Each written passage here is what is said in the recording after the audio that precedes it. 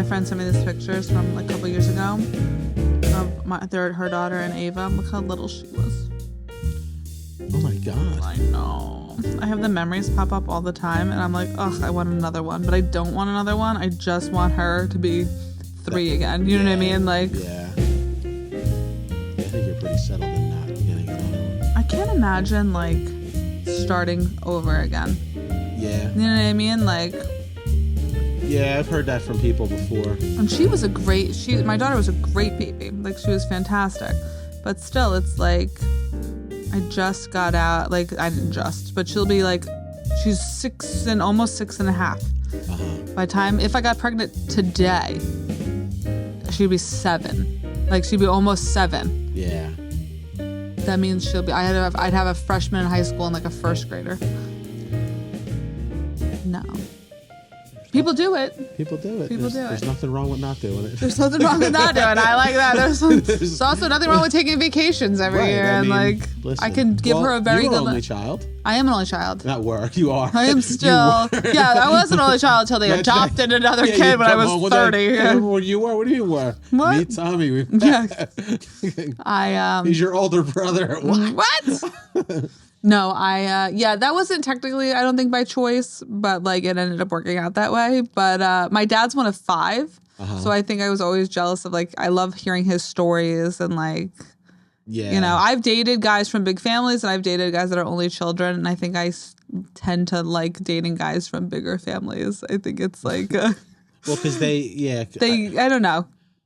2 only children together, not always like an ideal situation. Especially a guy, I think, because I feel like a guy, like if a guy has brothers, Mm-hmm. like I did, brothers ground you, right? Because you get picked on enough, bullied enough to like really mold you into a quality person. Yeah.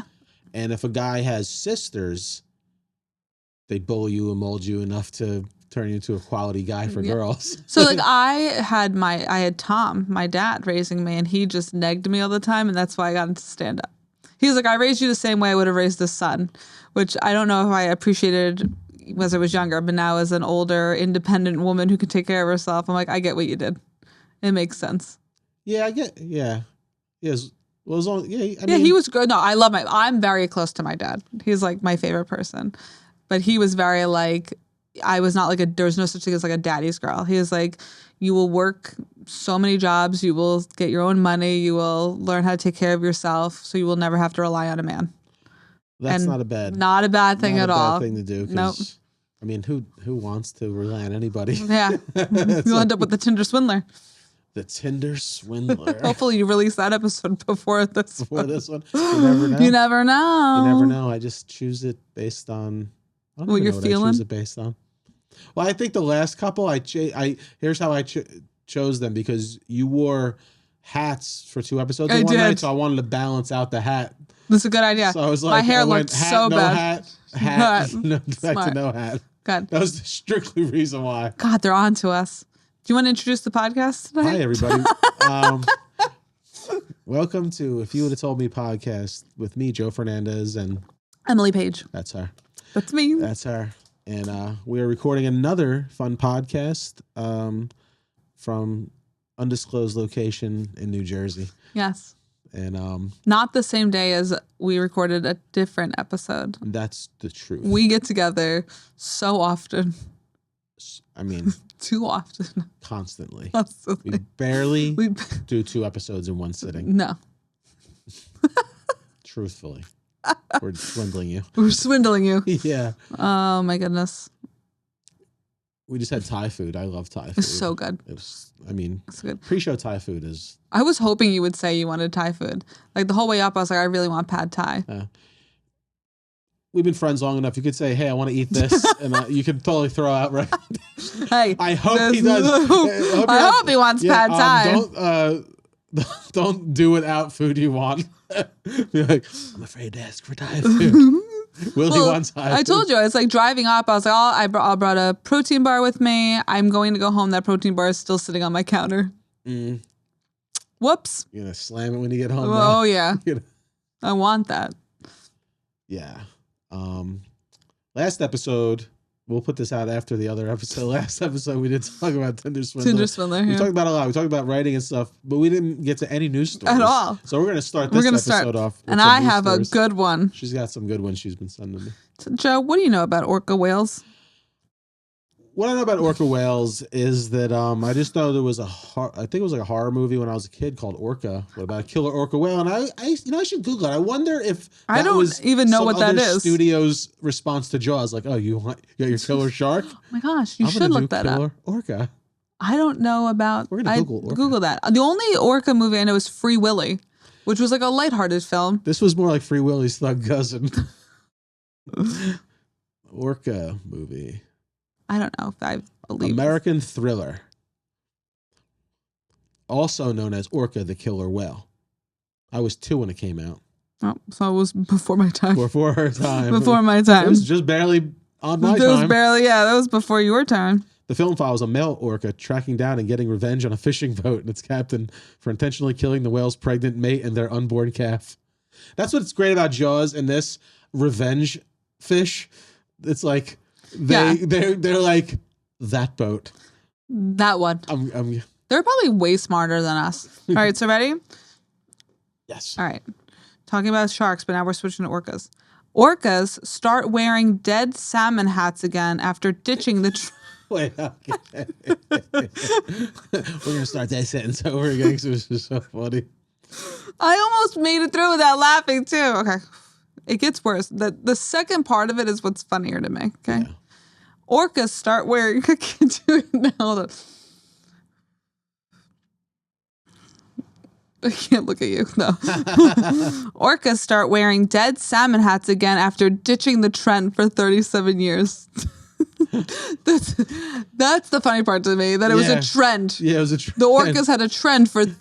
They haven't had it for 37 years. This trend's been dead for longer than I've been alive, but they brought it back. That means there was a time when there was one orca wearing one going, this guy's still wearing salmon hats. What a loser. What a loser. What do you got, Capizio shoes on and salmon hats? What's next, parachute pants? Oh, jeez. Janko jeans? Janko jeans. Janko jeans. This guy's wearing Janko jeans. Oh, gosh. Right, that's like my uncle made fun of my dad because apparently my dad went through a stage where he wore clogs and cowboy hat. Whoa. Wait. Like, not on Halloween? No. Clogs? Yeah. Why clogs? I don't know. Why not cowboy boots? Why do you go clog cowboy hat? I don't know. You didn't ask him? No. That's all I want to ask your dad now. Like, if he became my accountant, be like, before we do this, I need to understand. I need to know about the clogs and why. And why? Yeah, clogs on a cowboy Maybe that's hat. how you got your mom. She was sitting there one day. I want that Irish guy. Like, I don't know what he looks like yet, but it sounds like my man. Give me that 5'7" Irish man. Any guy that's confident enough to come strutting in, clickety-clackety clogs, is a guy that's going to give me the life I want. I need that kind of confidence in my life. I'll ask him. That's a high value man. That's great. And I love the fact that his brother was the one who told me this, not even my dad. Oh, so he's like, did your dad, you ever know about your Tommy and the clogs? I'm like, no, what about Tommy and the clogs? Your dad would drink like... Don't bring up the clogs. Do we want to know more about this article, or was the title alone enough? No, I need to know a lot more about orcas. Yeah, could you imagine if we dropped the audience with that? Like, first of all, orcas wearing salmon hats. Do we even need to discuss? Let's move on. The name of the article, the name of the website this is published on is birdsadvice.com.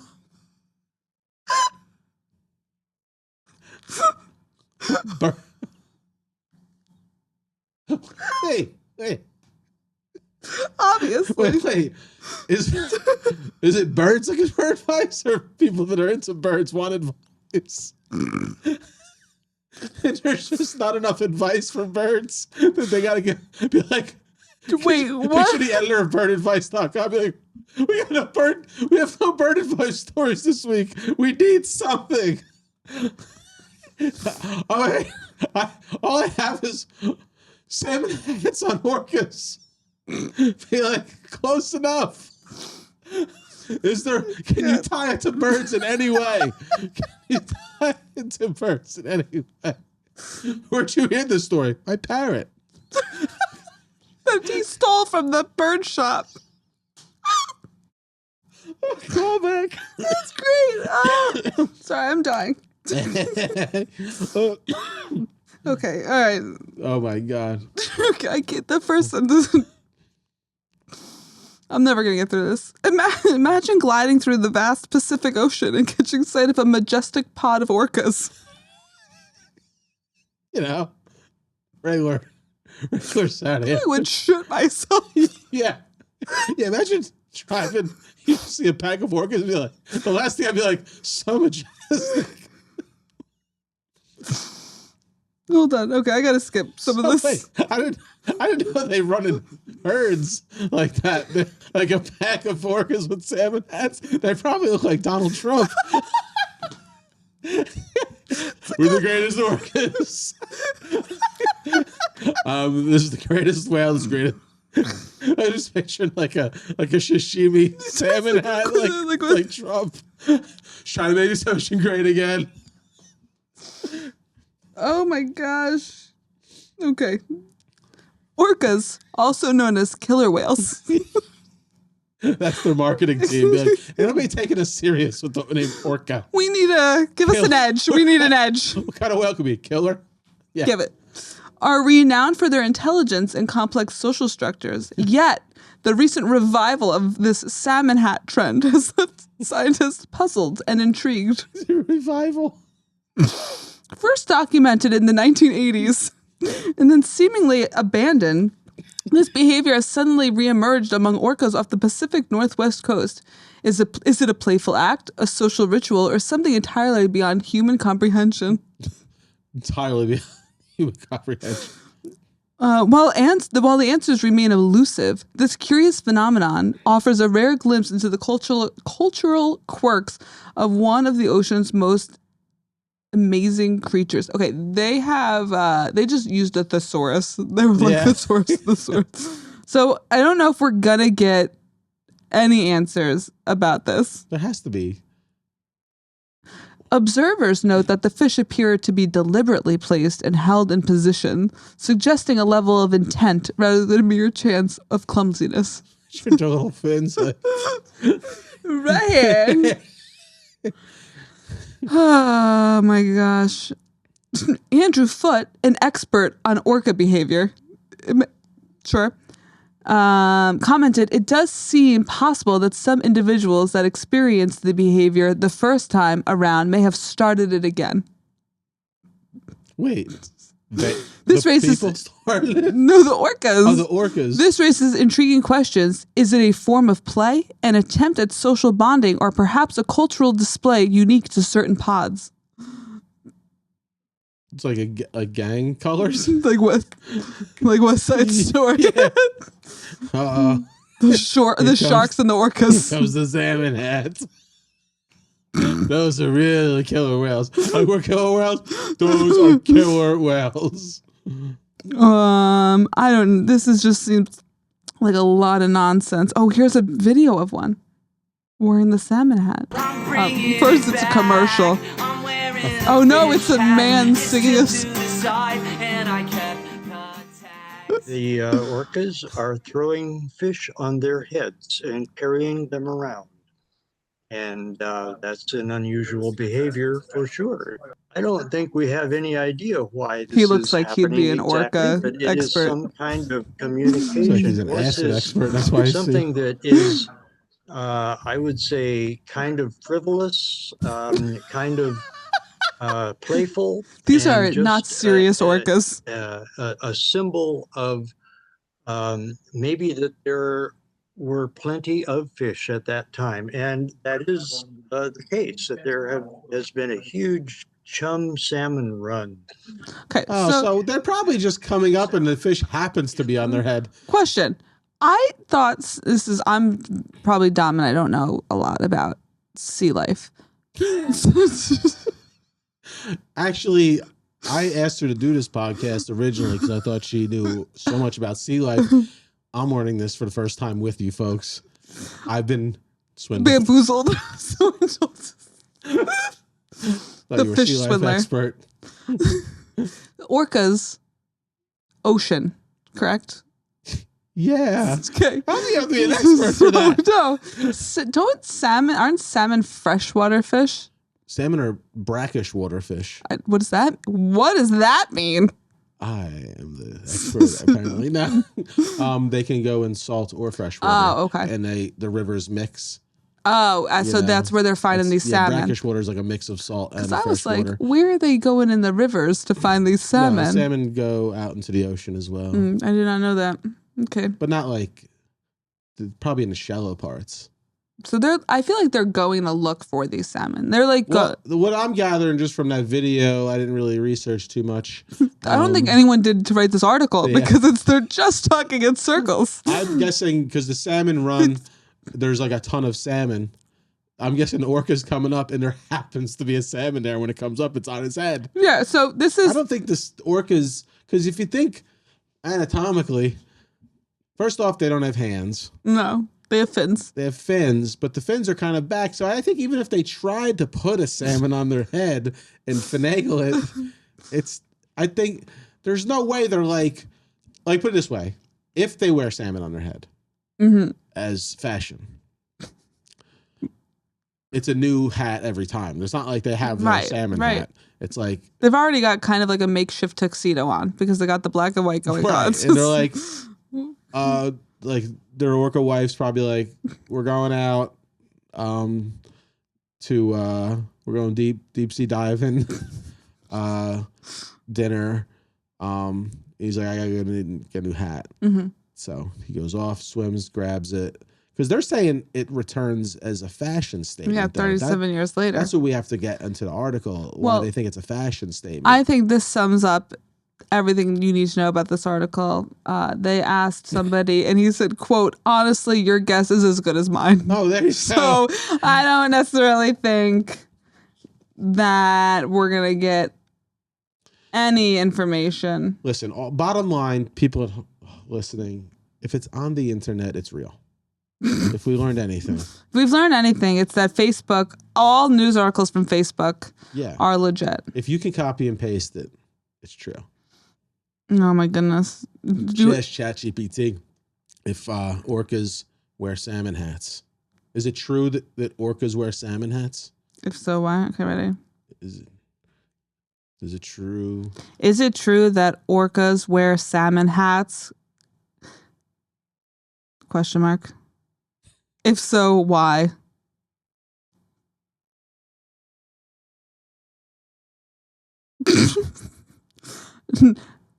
No, orcas do not wear salmon hats.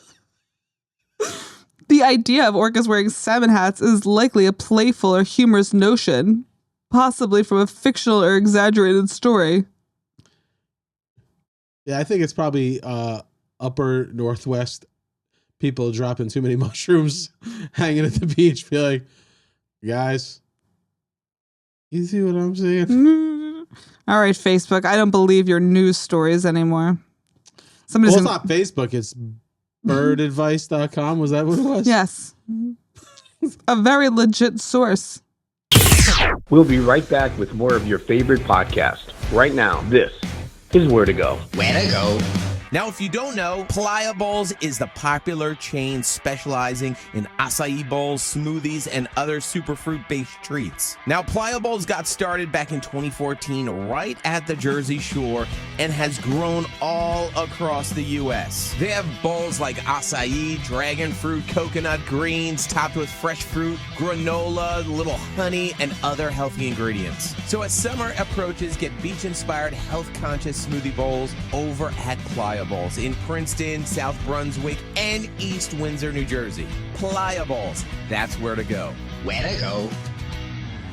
If you're craving that real Nashville flavor, well, you want to go over to Broadway Chicken in Middletown, New Jersey, where they are serving up the crispiest fried chicken that you've ever tasted, seasoned with that bold, spicy Nashville kick. Dig into saucy wings, juicy sandwiches, and a garden fresh salad as well. Then for dessert, how about a thick, creamy ice cream shake that's going to hit that sweet spot every single time. Whether you're all about that heat or just keeping it classic, there's something for everyone at Broadway Chicken, Route 35 in Middletown, New Jersey. bringing that Nashville flavor right here to New Jersey with Broadway Chicken. That's where to go. Where to go?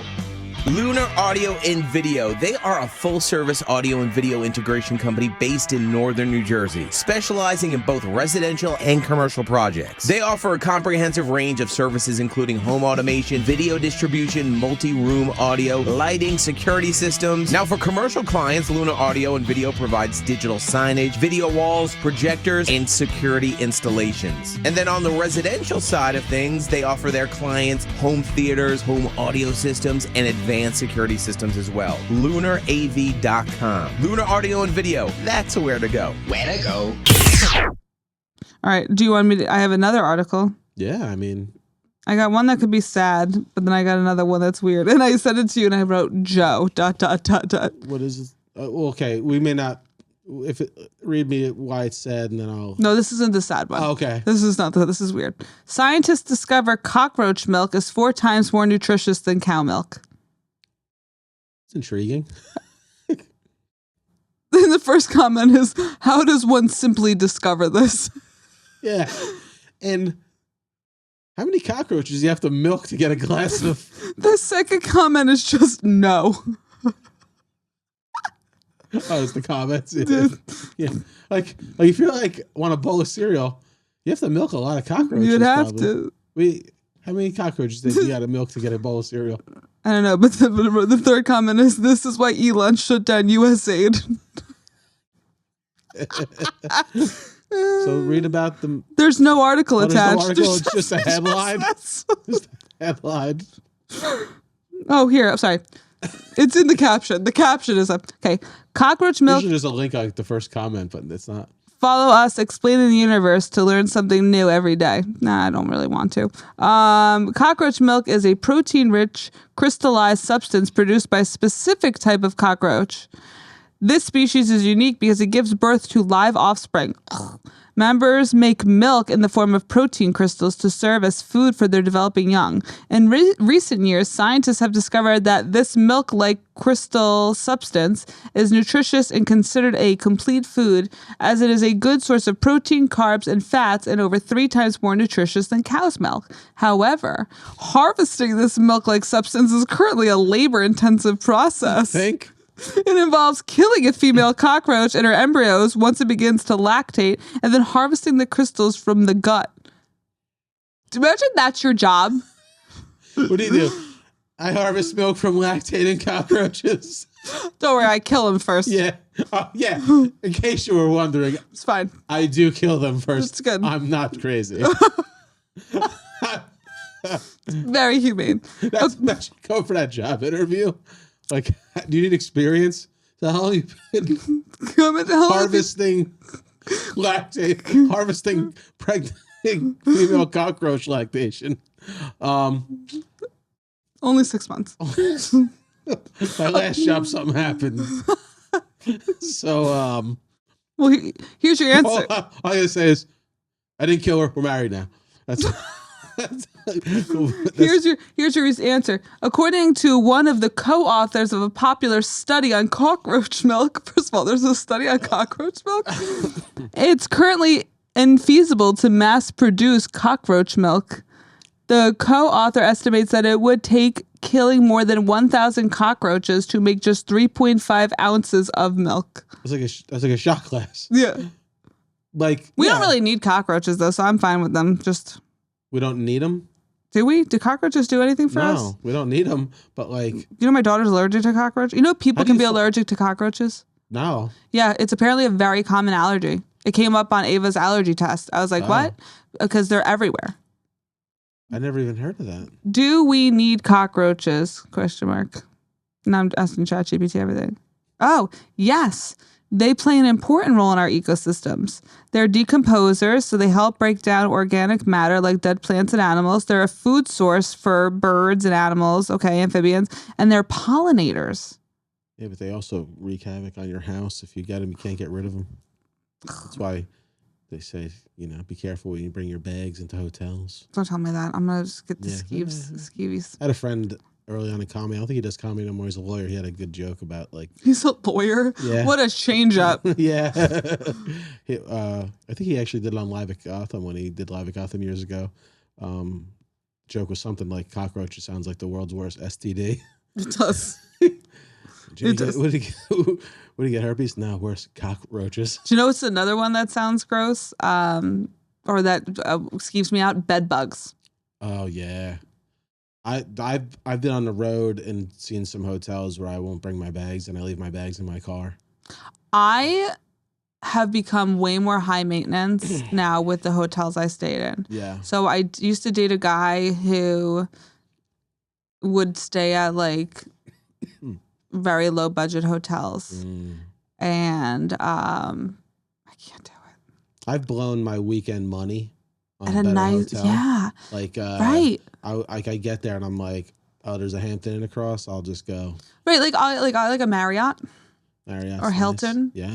Or like I've stayed at some nice Holiday Inns. Like I'll stay with that. Like something that like is like it depends. Like if it's I've had done comedy where they gave me a free Holiday Inn and I was like, oh right. Yeah. No, it's doable. Depends. It depends on the city you're in.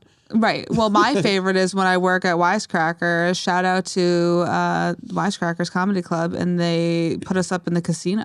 That's nice. It's That's nice room. beautiful. It's a beautiful room. Yeah. You know what I mean? Like you can't go wrong.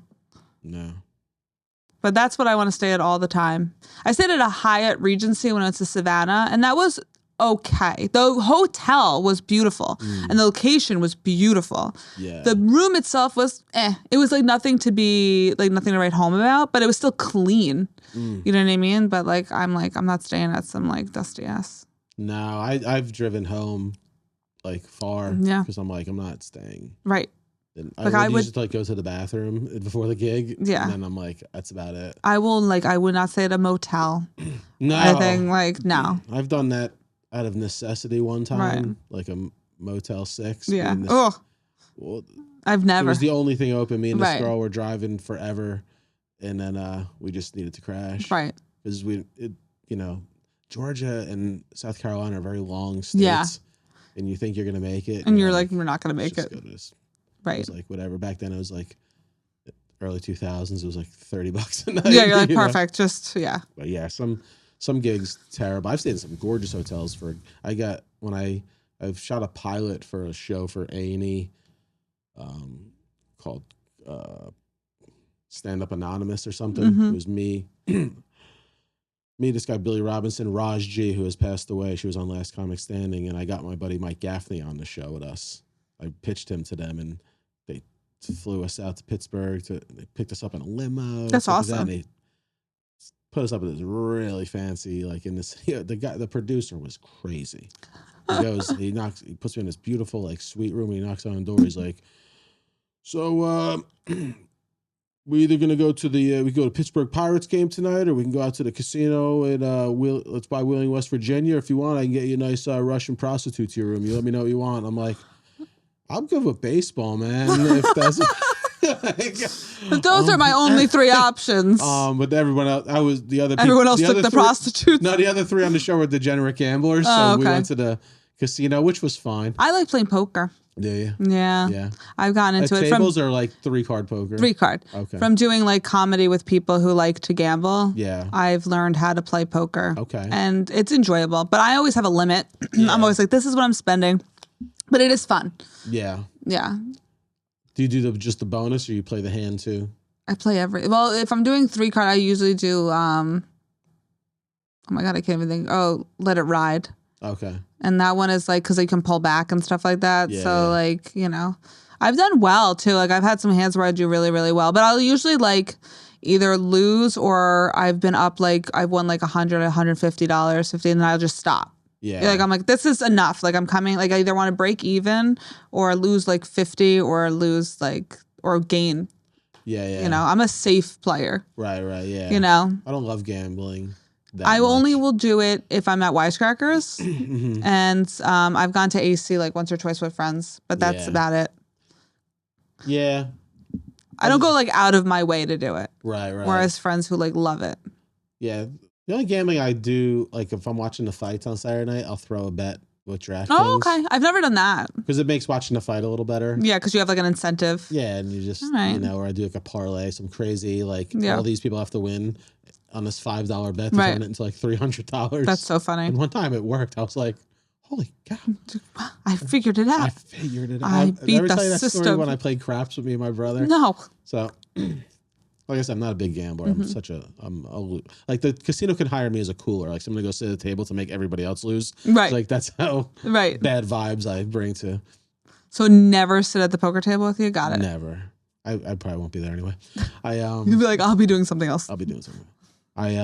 So I'm walking around the casino and I'm watching craps. I don't really know what to do. So the croupier, the guy who does it, he's like, "Are you playing?" I'm like, "I don't know how."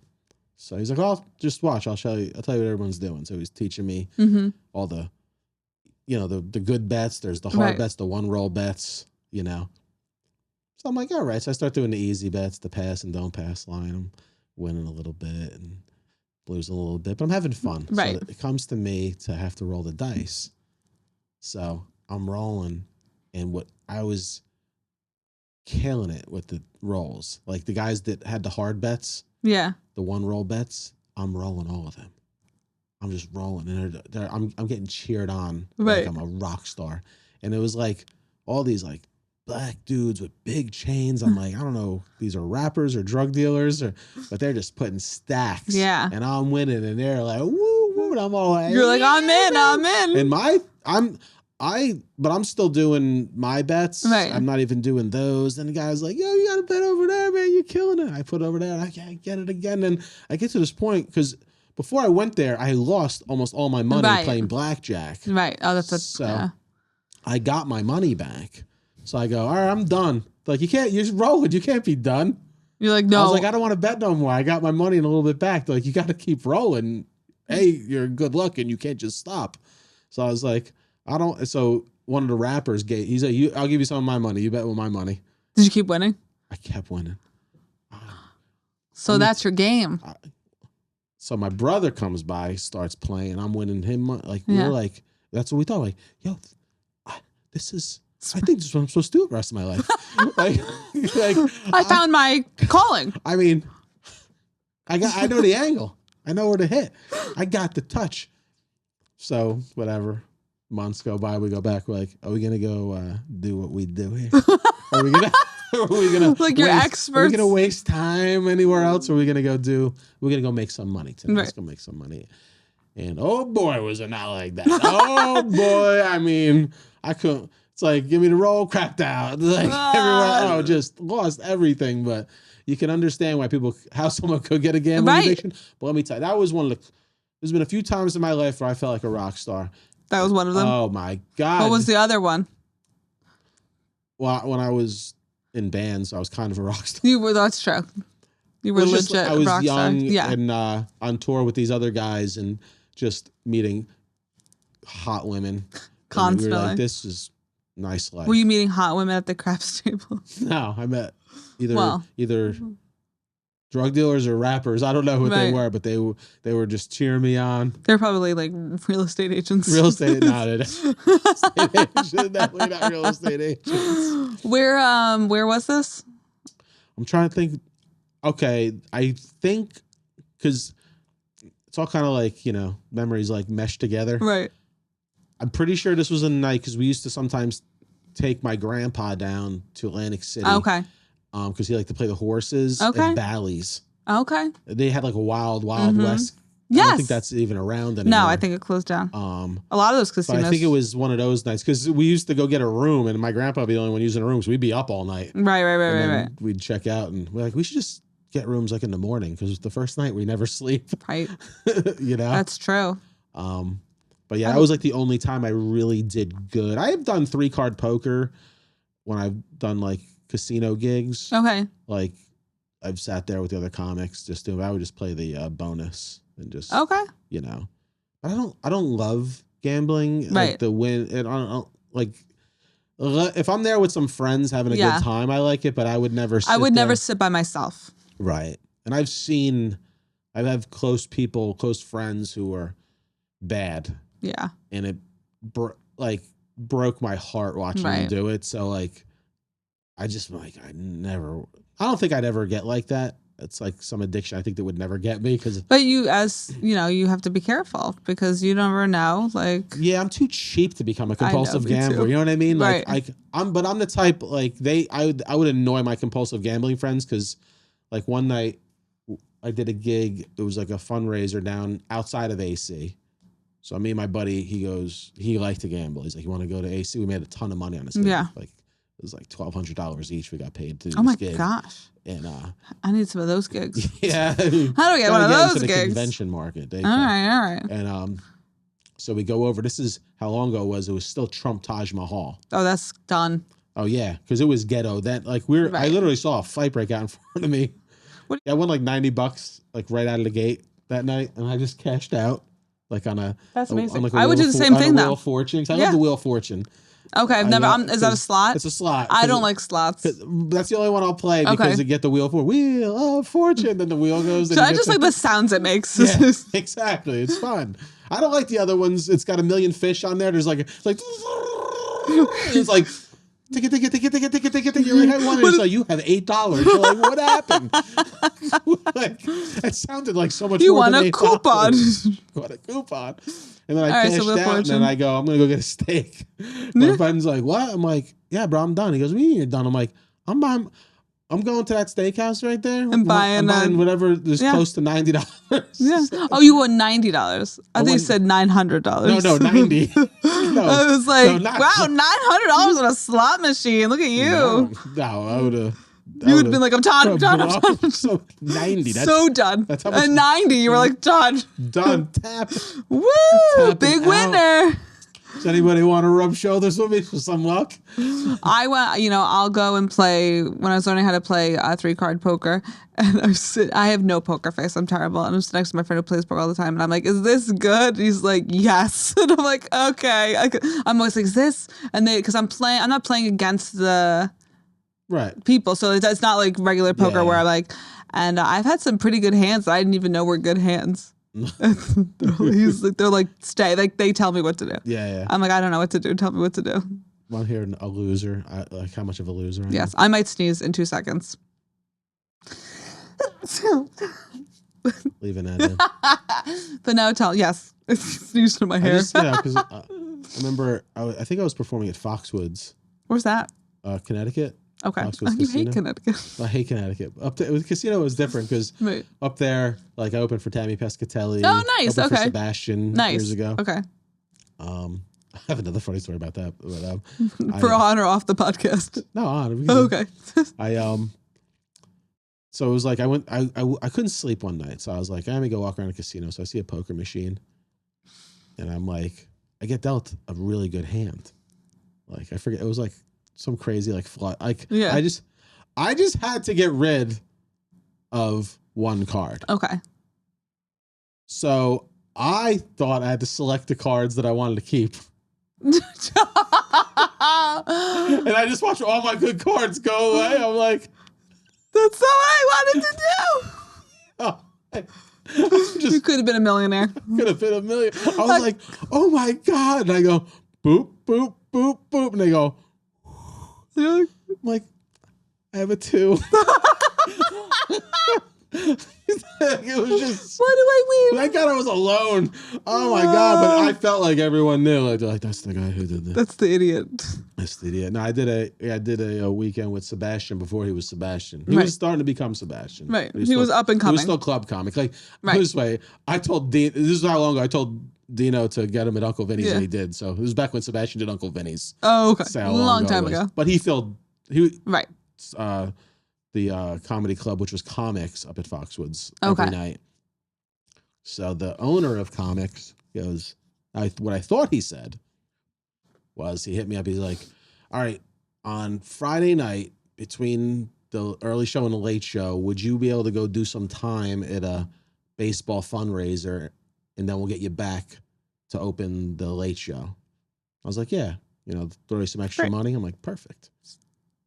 Get there. Do the early show, jump into the guy's Ferrari, who owns it. He took me in his Ferrari to the local minor league baseball stadium. It's not a fundraiser. It's to perform after the game before the fireworks to the stadium. What? On home plate. I have pictures of me on home plate of the... Was that amazing? No. I mean... It was awful. No. So first off, we're sitting there, me and this guy, and I'm like, I don't think this is going to go well. This is... Because the home team's currently losing when we get there. So I'm like, if they don't win... They're not going to want to hear me tell jokes. No. So because I knew I was only doing like 5 minutes. Oh, that's it? Right. But because I prepared some little league jokes. Right. But because I was supposed to just do 5 minutes of this fundraiser, right. Which I thought was a fundraiser. So then they finally pull it off bottom of the ninth. Okay. Win. I'm like, whoo, and they bring me out to the pitcher's mound. They're like, because they're like, oh, from Comics Comedy Club, please give it up for Joe Fernandes. And it's just like, who? What Who's is this happening? guy? What? So you're just looking at a stadium of people. You're like, The sound can't be good there either to tell jokes. no. So what I did was I said, I'm not going to pay attention to the whole stadium. I'm going to look at whoever's like right in front of me, and I'm playing to those people. Okay. Now, let's say it went good enough for what it was. Like You didn't know what you were walking into. I know what I was walking into. It was very echoey when you're talking. You were walking into something that was the opposite of what you thought you were walking into. Total opposite. Right. So I'm like, I get through it without, because you obviously got to be clean. There's families there and stuff. I get through it. Was it fun? No, because it was just anxiety attack the whole time. The worst 5 minutes. I got enough laughs for me to not say I bombed. Right. So put it that way, But you probably couldn't even hear the laughs though, right. because I was of looking at the faces. Right. I was like, hey, yeah. I mean, it's a stadium, and it's also they just watched an entire baseball game. Yeah. So they bring me back. Actually, I actually found an old cell phone video of this. I have it on my computer in the green room with Sebastian. Okay. This night because he's making fun. We're in the green room and he's talking like Sebastian. He's like, and the guy from comics is filming, and he's like, because Sebastian's like, they brought you where? To do what? You know? And I'm like, yeah. He's like, why would you do that to Joe? Why would you bring him to a baseball stadium to perform comedy? You know, for like 5 minutes before fireworks. And even on that video, he's like, my night's been going good, but I don't know about Joe's night. And they pan over to me. I'm like, eh. That's funny. And then, but what was funny is like, whatever, like 2 weeks or so later, Sebastian posts on Instagram of him at a baseball stadium, like the Los Angeles Angels of Anaheim. He's like, I can't believe I got to do a show in a baseball stadium. So I'm like, That's funny. Like, it's bad karma, man. Because That's you were like, funny. making fun of me. He's like, why did you do it? I'm like, I didn't know I had a choice, man. I couldn't. I thought I'm going to a fundraiser, and this is the owner. He brought me this Ferrari, and I'd be like, no, I'm not doing this. Right. So How was riding in the Ferrari? What? How was riding in a Ferrari? Nice. Yeah, I'm sure. Yeah, he was a nice guy. I was pretty hot pulling up in a Ferrari. You're like, this is my rock star moment. Another rock star moment. Yeah, in my head. Look at me. Then I walk out in the field, like, who is that? Who is that? But that was I could probably, because I can always cut some of this dead weight out. I think I have pictures of me doing that. So you get that. I go to a fundraiser last night at a firehouse, and they're like, are you a teacher in such and such a place? I'm like, yeah. And they're like, oh, I know your colleagues. I'm like, oh. Oh, so it was close. Oh, yeah, that's right. You said nice. It was kind of close to where I am. Okay, so this was August 2011. Comedy at Tiger Stadium in Connecticut. That's me at home. In the orange? Oh, no, in the blue. At home plate performing longest 5 minutes of your life of my life. I was walking off into the dugout. I was 21 and probably drinking at that baseball game. Actually, game? Oh my god, that was insane. I've never been to a baseball game where they just like all of a sudden were like, we're gonna have comedy come out. Yeah. Yeah, that was, I got that out because we were at the casino. That's how I was like, figure while I'm there, I'll tell that story. I love that. I love that. I love doing comedy in a casino, but you have to know what you're in for. Comedy in a casino is always different than comedy at a comedy club and comedy at a fundraiser. It's like always, I don't know. It's all very, very different. I feel like I get more nervous performing at like a fundraiser than I do performing at like my home club. Yeah. I think so. I But like it also fundraisers. depends. I love fundraisers, but like, I don't know. Sometimes I feel like some fundraisers are amazing. And then sometimes I feel like people at fundraisers are like, ugh, I don't really want to sit through this. Yeah. You know what I mean? You don't Like, want because that they're type of fundraiser. right. I've done fundraisers where I'm like, they just want to talk and have fun and eat with their friends. Yeah, that's usually the Christmas parties. I hate them. I bomb at those, but they pay well. You're like, I'll bomb for that much money. Oh yeah, please. I have no. I was actually I got booked by some local politicians to roast this fire chief in April. Oh, fun. And, okay. So I was just telling them about some horror. I was like, just make sure that everyone knows this is happening. I don't want to walk into. I told them a story about a Christmas party. Actually, Joe Conti did it with me. Oh, Joe. This company, he saw me at a club. He's like, I want to book you for my company Christmas party. And it was up by us. So I was like, Joe, you want to open for me? He's like, sure. So, and the guy he's like, hey, if I send you some info about some of my employees, will you roast them? I was like, I'll do it after my set though. Right. So, after my set, I was like, all right, you guys, I got some info on some of you people, so we're going to do a little roast now. And I'm like, oh, but I think this guy gave me like real stuff out of people's lives. Like private stuff. Like private stuff. So I'm like, hey, where's Kenny so-and-so? Surprised he's not in the closet with Susan, blah, blah, blah. And you hear like, I go, oh, and I'm doing all these things and they're like, why are you doing this? I'm like, hey, man. And they're like, stop doing this. Why are you doing this? And I'm like, hey, I hope you guys know, I don't know any of you. So this stuff I'm saying was fed to me. And they're like, well, you need to stop now. And I still get the boss. He's like, oh, this is great. Like, he's over there having a great time. I was like, so can you please not do that to me? That's amazing. It was. Oh my God, you ruined so many people's lives I that night. ruined lives that night. I did. Another rock star moment. Rock star. At one time I did a office Christmas. I did I did a country club comedy night out in Wilkes-Barre, PA. And Wilkes-Barre. I say Wilkes-Barre. Okay. I don't know how you're supposed to pronounce that. I think they probably say Wilkes-Barre. I don't know. I'm from Jersey. Wilkes-Barre. Whatever they. But I've heard another way too. What is it? I can't think of it right now. Okay. Barry, maybe? Wilkes-Barre? I don't know. Anyway, sorry not to interrupt your story. I was like, wait, fine. I think you're talking about the town I'm talking about, but in a different way. Okay. Wilkes-Barre. Yeah, do this. Me and this other comic do it. It went great. We had a great show. And then the booker, he's like a Midwest booker. He hits me up. He goes, hey, they really love the show. One of the guys there wants to have you for his company Christmas party at the same venue. Okay. In December. I'm like, great. Yeah. But the night I did good there, I didn't know it was a comedy night. This guy booked me for his Christmas party, and I was a surprise. So no one knew there was a comedian. And I'm the only comedian. I'm the only entertainment for the night. So while he's like, you ready? I'm like, are they ready? Because they look like they're all eating, having a good time. And he goes, yeah, let's just go. And he just brings me up, and they just look at me, and I'm eating it. I am from the beginning, right? Like you from the first jump, right? Oh, that's the and I have worst. To do an hour. So, that's a long time for a party. Home. Yeah. Wouldn't like a half an hour be sufficient? I thought so. I think so.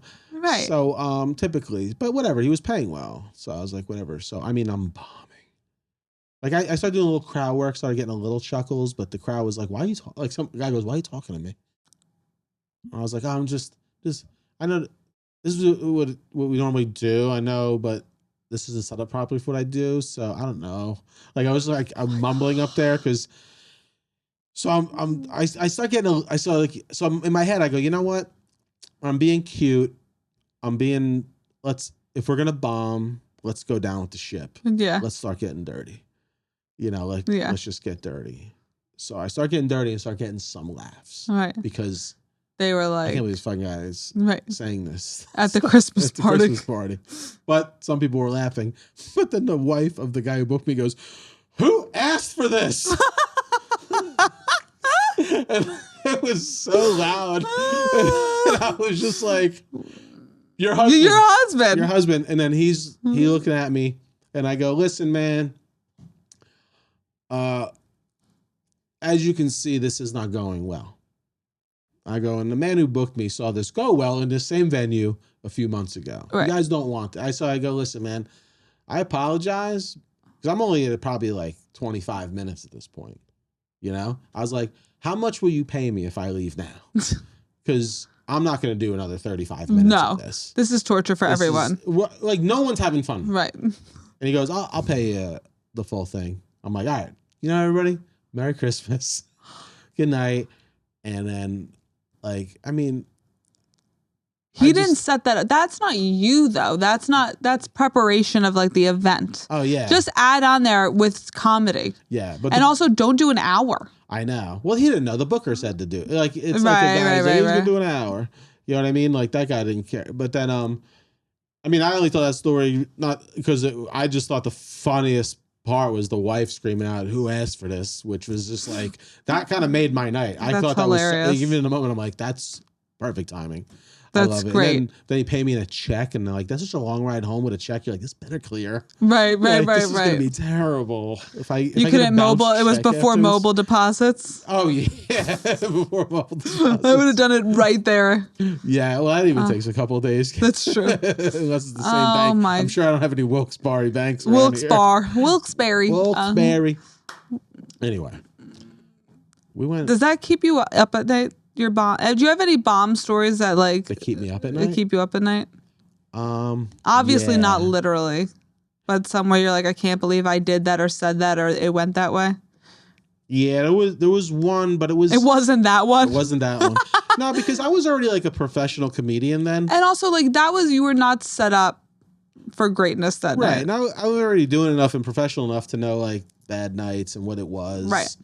But early on, I put myself in a position of closing a show with like guys that were just way better than me. I also appreciate you saying that you closed the show and that you didn't headline the show, because I think there's some comedians that throw those two words around and think they're the same thing. Yeah.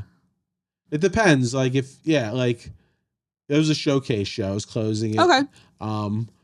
And it only hurt because there was so many people I knew there, and I was supposed to like bring it home. Yeah. And it was just like a total neutron bomb.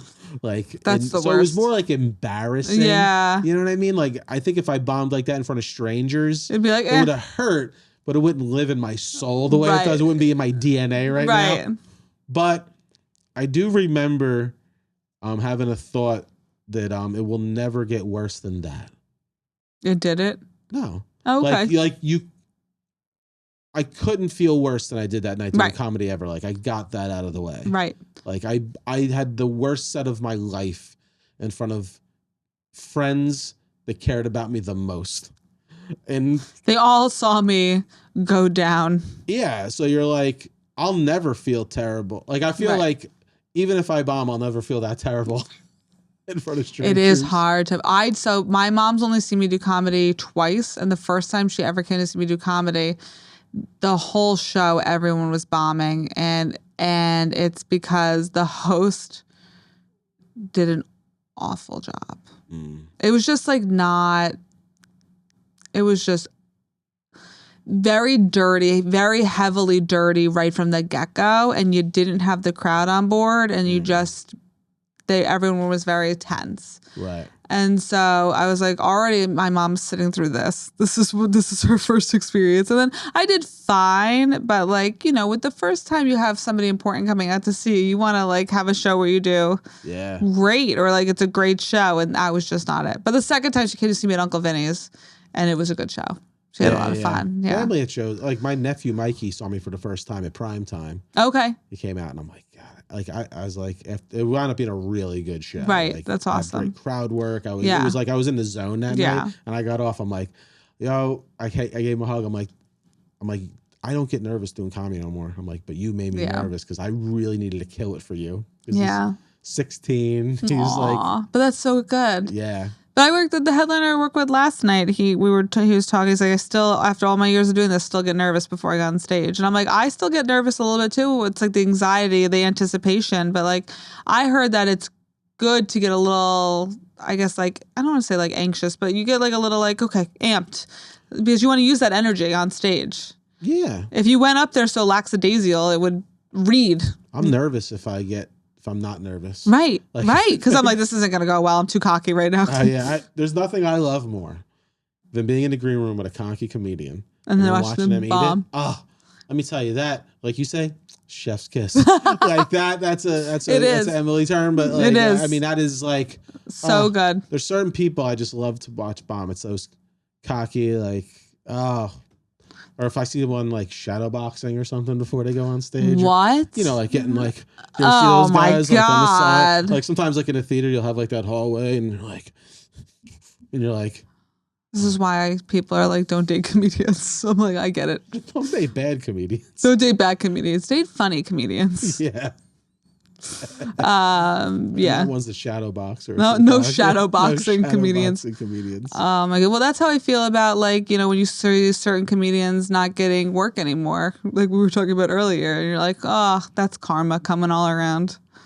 Yeah. It's usually like the cockier ones, or like the whole, like not holier than thou, but you know what I'm saying, like. Yeah. And you're like, no, you're just like us, like just get right back down off your podium.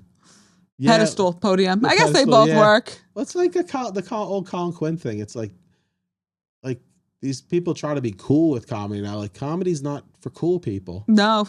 It's not. It shouldn't be cool. No.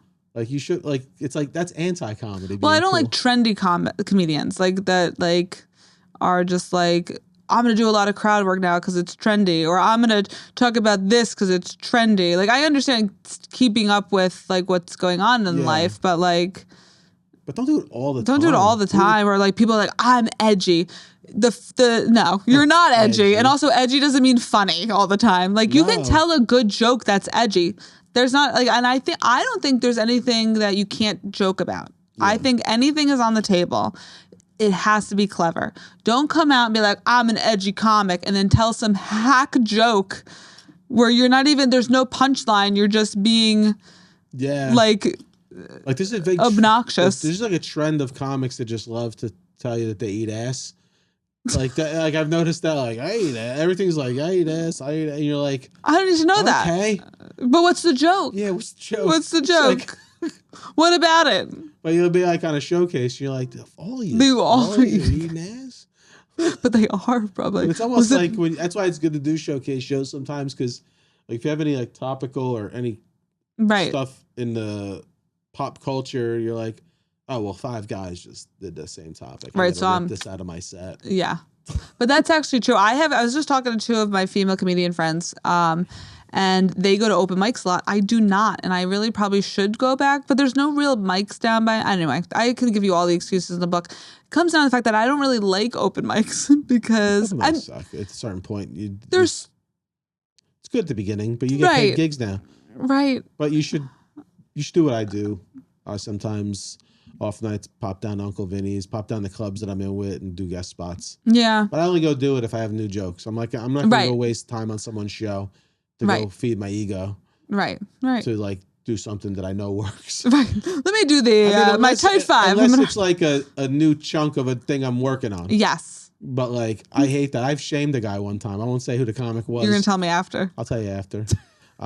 Leave that in. You may know. Leave that He's in the nice podcast. Guy, but he shows up at my. They're all nice. He shows. Well, maybe not all of them, but most of them are nice. Right. Yeah. There's me and Gaffney use the word for comics a lot. Schmarmy. A lot of them are schmarmy. They appear nice, but a lot of them are schmarmy. Yeah, I would be down with that. Yeah. So he shows up, and I have a gig at this club in Pennsylvania. In Wilkes-Barre? No, not Wilkes-Barre. Wilkes-Barre. It was actually Bristol, PA. It was Comedy Works in Bristol. And he's like, I just come by, thinking about doing a guest spot. He's done a guest spot when I've been there before. He's come by and does his act. Yeah. And I'm like, he headlines, this guy. He's not like so I go, so one night he goes up, does his horse shit. And I'm like, all right, thanks for making my show longer to feed your ego. Yeah, like that's what I was thinking. That's Joe. what I was thinking. Oh, you didn't say it. I didn't say it. That's what I can't see you saying that's something what I was like that. thinking. Oh, okay. But the second time he came, like when I was there, like months and months later, I was like, all right. I was like, I'm gonna tell you something, bro. I was like, I know your act, because he said I'm here to work on new stuff. He said that the last time and didn't. So I go, if you don't do new stuff tonight, I'm gonna tell everyone about this on a Facebook post and shame you. I'm going to take it out on you on social media. I go, if you're going to take time off the show. Great. You better be doing some new stuff. But he ate it because he didn't have really nothing prepared. So he was trying to like do it. But I'm like, good for you. Good. Because you know you were coming here to feed your ego. Oh, I have to know who this is. Yeah, he's a nice guy. But Schwarmy. Schwarmy. That he did it the one time, and then I made sure he didn't do it the second time. All right, fair. So I'm like, come on, dude. Like, we're not here for that. Because the guy, the club sometimes already puts up enough guest spots and openers. Like one time, he literally had so many guest spots. The show was on for an hour and 15 before I had to go up. That's ridiculous. And it went fine. He goes, dude, that was great. You even though the show was on a long time, you really brought it home and you did the hour. I'm like, I don't want to, man. I don't want to be here that long. It's late. Bro. Yeah. You know what I mean? No, it's how I feel when people like blow the light too, and I'm like, stop. Like there's certain people that are like, they get 45 minutes and then they do an hour and 10. You don't get an hour and 10 minutes. I'll give you 50. Yeah. No. Or when the opener can't stand that they haven't closed strong. Yeah. So they just keep going. See, and the openers, here's the thing. As an opener, I know this. I am not supposed to be the funniest one on stage. My job is to warm the crowd up. Yeah. Well, features do that sometimes. I have a friend of ours that I've called out for. I also need to know who this is. Yeah, I'll tell you after. I had out with him, but I had to sit down with him. Yeah, because sometimes your closer is not going to be. Just get off. It's your time. Your time's done. I have a closer that I use that I love, but like every once in a while they'll get a mixed reaction. Not bad, but I'll get like half laugh and half like, and like I get why it gets that reaction, but then I just call them out on it. But I still end on it. That's my closer. Yeah. I'm not gonna go to another joke. Like that's how I'm closing. Yeah. I mean, as the headliner, if I close, it's not strong. I try again. Nobody's waiting for me. Right. It's about getting it up. But you also wouldn't go on for another 10 minutes. No. You try like one or two more bits, and if it's like, then you just mock the fact that, the guys, that's all I got. And then they laugh at that, and then you, Here's the thing I hate about people like that. When they're if they're doing great and they're at their time, they start going over, then they go, sorry guys, they want me to get out of here. And you're like, that's I'm getting the light. I'm sorry, I'm getting the light. I don't mean to do this to you people. I hate when that's my time. I was told specifically to never say that. Yeah, that's my time. Actually, a Facebook memory reminded me of a bomb. I think it happened at Uncle Vinny's. Probably. Because I said, I posted, and when I saw the Facebook memory, it reminded me of the feelings. I go, I bombed so bad tonight that before I said goodnight, I said, welp. Well, that's all I got for you people tonight. Have a good night, everybody. All right, guys, I don't know what else to say. But you did bad when you say welp. I worked a gig where I saw the headliner fall off stage, like getting off stage, and I was like, I saw that and I didn't like the guy and I loved it. You have to tell me. I'll tell you the story. Oh my God. Whoopsies. So many comedy stories. We'll spread them across all these podcasts. Yeah, it's great. This is we got one news story. Hell yeah. 2 cockroaches. Oh, cockroaches. I forgot cockroaches about cockroach and orcas. But it was fun, man. This was fun. Man, I'm sorry. Thanks, bro. It was great. You called me sir one day. I was like, no problem, ma'am. I hate that, ma'am. Thank you, sir. Thanks, sir. No problem, ma'am. Anyway. Anywho. This has been fun. It's been fun. Do all the stuff, social media, share our stuff, like our reels, follow us, subscribe to us, all the don't swindle us.